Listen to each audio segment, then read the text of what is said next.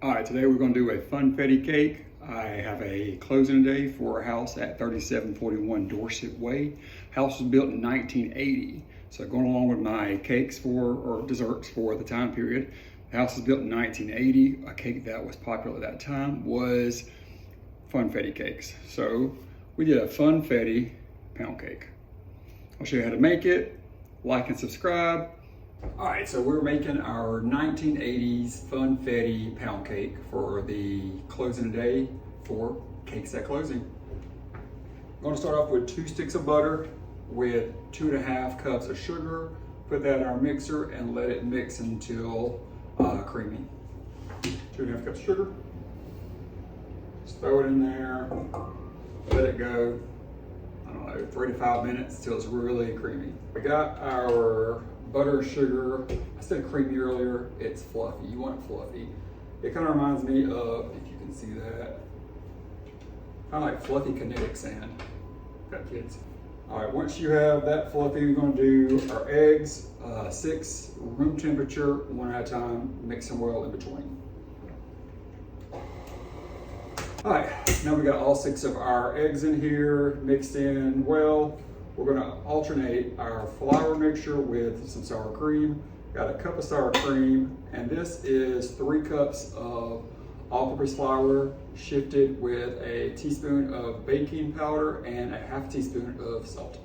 With pound cakes, I think mainly, you start with dry ingredients and alternate starting with dry, ending with dry. Again, remember, self-taught here, so if it's wrong, comment below and let me know if I am not doing everything correctly. Not everything, just some things. All right, so on our last round of the 2, got the rest of the sour cream gonna go in. Get that a quick mix. All right, and then you're gonna put in the last of your dry ingredients, the rest of your flour. I think I mentioned this before, but one thing you can do if you do this and you put flour in, it goes everywhere. You can take just a dishcloth, clean one, throw it over there, so that when you do the flour, it keeps it all inside. You don't have it go everywhere. There you go. We're gonna put in, got all of our flour, sour cream put in. We're gonna do 1 teaspoon of vanilla, a little extra, you know why, and some almond extract. This one says 2 teaspoons. I'm usually pretty exact with that flavoring. Vanilla, you can kind of play around with and do a little bit more here and there. The lemon, the almonds and stuff, you need to kind of be on point. Give that a quick mix.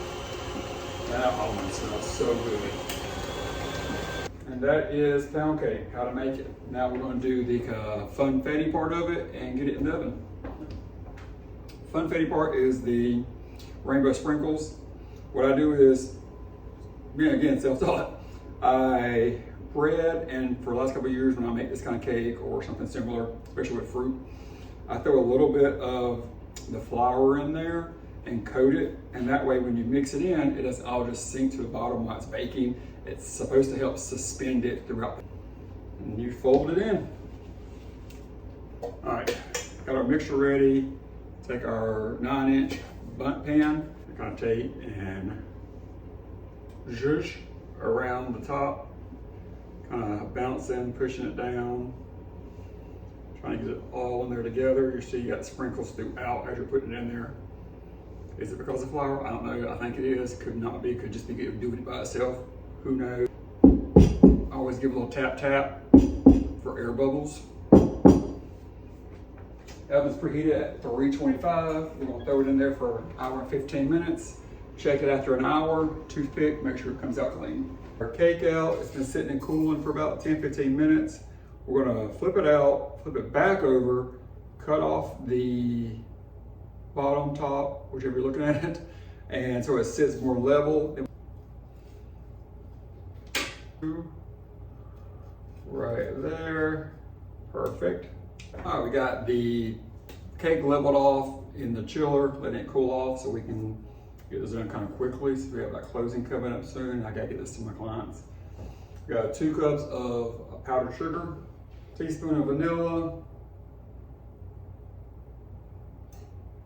a little extra, and, half a teaspoon of salt, a fourth of heavy cream. Let it fluff up. All right, this may look a little crazy with the wax paper, but that way you can drizzle, go crazy with your icing, and then it's easy cleanup.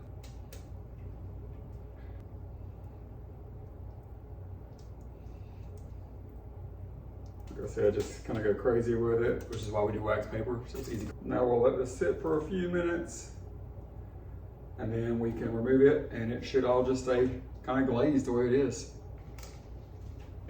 Like and subscribe. Join me for more.